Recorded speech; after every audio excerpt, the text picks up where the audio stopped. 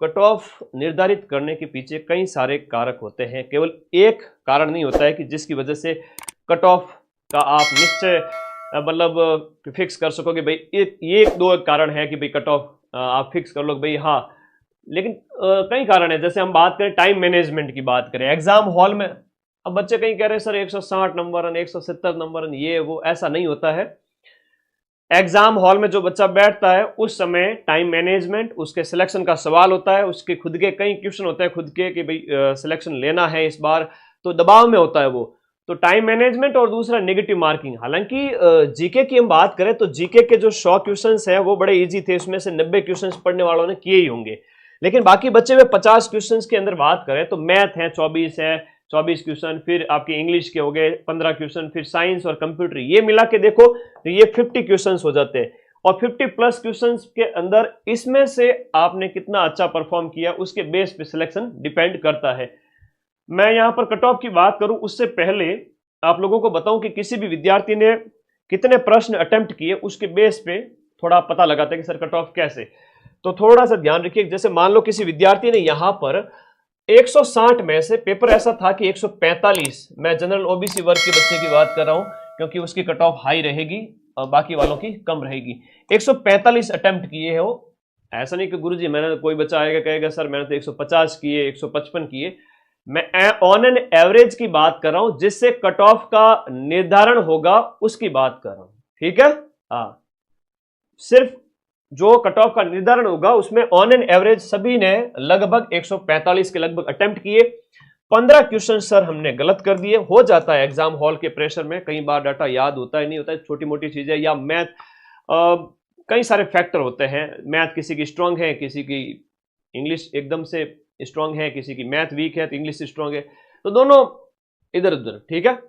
जिसकी मैथ और इंग्लिश दोनों अच्छी है वो सिलेक्शन ले ही लेंगे, टेंशन मत लो। 15 गलत हो गए 145 में से, पीछे बचे 130 क्वेश्चंस। यहां पर हर एक सही प्रश्न के लिए 1.25 प्रत्येक सही प्रश्न के लिए और 0.41 प्रत्येक नेगेटिव मार्किंग के है, वो जो प्रत्येक जो प्रश्न गलत हो जाएगा उसके लिए जो नेगेटिव मार्किंग है वो 0.41 है और हर एक सही प्रश्न के लिए 1.25 अंक है। तो इस प्रकार से 130 प्रश्न आपके सही बैठ रहे हैं। अदर जो कैटेगरी के अंदर बात करूं, इतना किया जा सकता था, इतना किया जा सकता था, ऐसा नहीं है कि सर ये अटेम्प्ट करने मतलब 10-15 क्वेश्चन, मैं तो इतना ही, अगर थोड़ा कठिन आता तो मैं तो 130 का ही कहता, थोड़ा सा अगर कठिन पेपर आता तो 130 प्रश्न ही अटेम्प्ट करे, ऐसा मैं कह रहा था। सरल आए तो मैंने कहा ज्यादा करो, तो सरल था इस वजह से जहां ऑप्शंस में डाउट था वहां रुकना भी था, तो 140-45 ऑन एन एवरेज। अब इसके नेगेटिव के अंक की बात करें तो 6 नंबर हो जाते हैं और इसके जो अंक देखें तो 130 को इससे गुणा करो, किससे, इसको इससे कर लो, इससे इससे कर लो, तो यहां पर ये आ जाएगा 130 का 100 लगभग 56 नंबर, 156 में से माइनस कर लो 6 नेगेटिव वाले, तो 150 के लगभग बच रहे हैं जो सिलेक्शन लेंगे। ऑन एन एवरेज कितनी होगी सीटें हम बात करें जनरल ओबीसी वर्ग, सब में बड़ी मुश्किल से 100-150 सीटें आएगी, 100-125 सीट बहुत मुश्किल आएगी। और मुझे लगता है कि क्रीम वाले टॉप 50-25 बच्चे ऐसे होंगे जो बहुत 150 प्लस का स्कोर भी करेंगे, 160-70 का भी कर सकते हैं। लेकिन कुछ वाले जो बाकी वाले हैं जो जब 80% जो सिलेक्शन लेंगे उनकी कट ऑफ थोड़ी कम जाएगी, तो उस वजह से कट ऑफ कम रहेगी। कितनी कम रहेगी, जितना आप सोच रहे उतनी नहीं, लेकिन हाँ पिछली बार से 15 नंबर जरूर बढ़ सकती है और बढ़ेगी।